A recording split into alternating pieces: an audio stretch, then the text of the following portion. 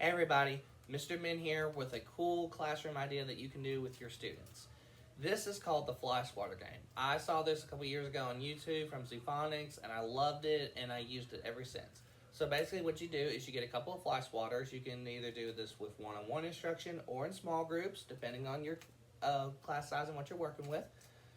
You get a couple of Flyswatters. They're pretty cheap. You can get them at the dollar store. You can get like 6 of them for less than $1, so they're really handy and easy to get. What I do is I lay out different cards. So right here I've got my letters ABC. I'll give my Flyswatters to one or to usually about 1 to 3 kids in a group depending on how many I've got. So about 1 or 3. We'll play at a time. I'll put out anywhere between 3 to 5 cards for whatever we're working on. So let's say I'm working with my group on letter identification. I give 2 students the Flyswatters. They hold them up.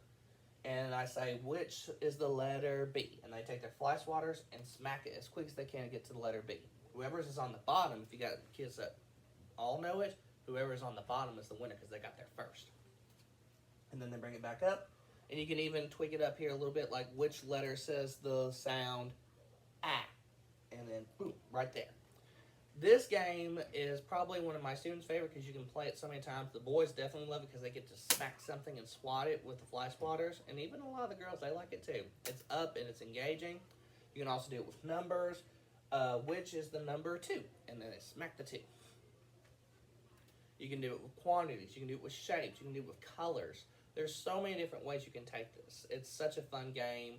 Get you a couple of Flyswatters. You can print out some letters. You can print out some numbers and shapes. You can get flashcards and use it, just depending on what you have available.